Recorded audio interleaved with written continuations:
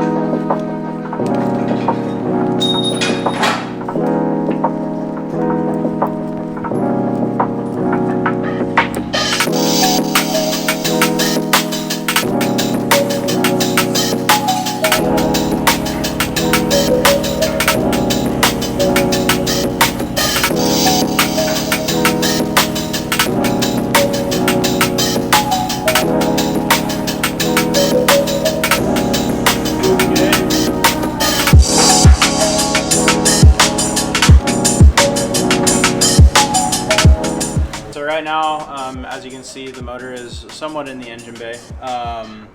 This motor is a lot bigger than your standard VQ, or yeah, VQs are the only ones that go in here. But if you look right here, the upper portion of the sway bar bracket is very close to the intercooler piping. So that's an easy fix. You just take this off. That'll gain us like maybe an inch of room right there. And we have like a little bit of play in the motor. It is obviously touching right there, but there's wiggle room. It's just on straps right now. So I'm gonna take those off and then see how much farther we can go.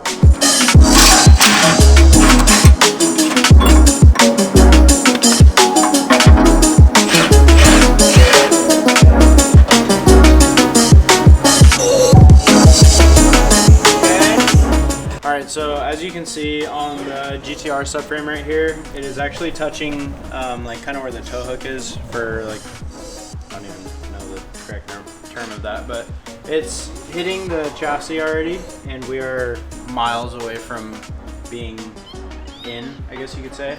So I mean, we wanted to test fit the GTR subframe just to see really how far away it would be. It's really far.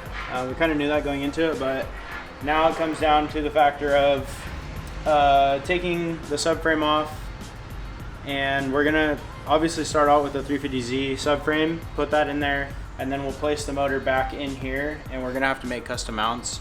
And since it is staying all-wheel drive, who knows, that subframe might not even work either. It might have to become a full tubular custom one-off subframe. Who knows? We haven't gotten there yet. But the motor, it does fit in here width-wise. It is a tight fit. We still have the heat shields on the turbo manifolds, and like there is a little bit of wiggle room, so it's not like resting on anywhere. But all we need to go is up from here basically. And since the widest part of the motor is heat shield to heat shield, it's kind of going to guarantee that the motor will fit in here. It's just going to take tons of work. All right. So yeah, that's kind of the update. The GTR subframe does not fit in a 350Z with a VR38 in it. And like I was just talking about, the subframe not fitting, if it doesn't fit, there's no reason in keeping this on here. So we're gonna drop the subframe, which also comes with the rack, and see how much more like higher we can get it basically until we run into another problem. That's gonna give us a good idea to see, like say we drop the subframe and we're able to get the motor in location. That's gonna really give us a good idea of what subframe we can use and like how the motor mounts are gonna have to be. So I'm gonna get that going right now. Drop these, just undoing the motor mounts off of the block. The subframe will come down with the rack, and you'll see. Jenkins.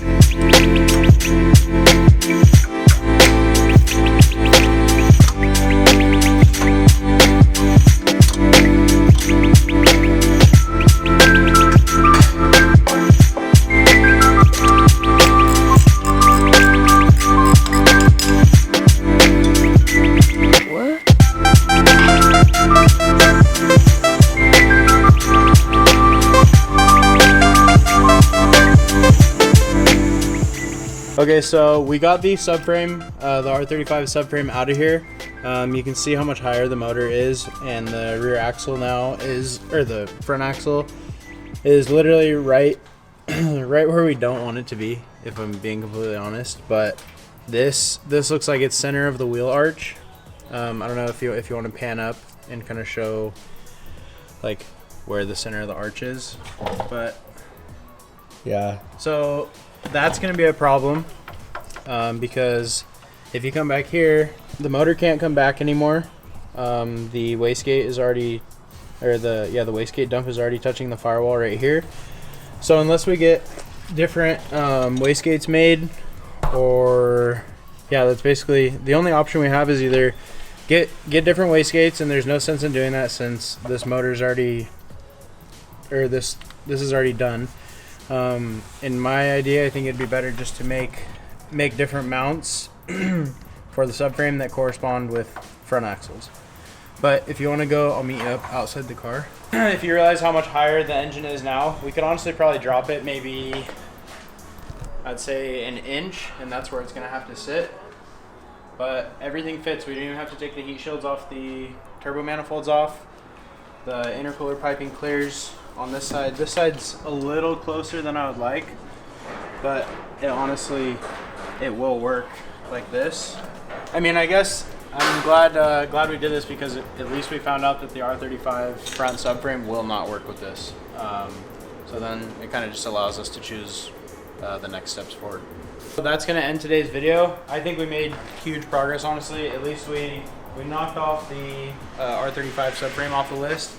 We know that the motor does fit between the rails, like with the manifolds and downpipes, or the front pipes that we have right now. So we know that clears. In the back, we are gonna have to do a little cutting in order to get the back of the motor, to get the motor back a little bit. But in my opinion, I think we made huge progress today. That's gonna end the video. We'll see you in the next one.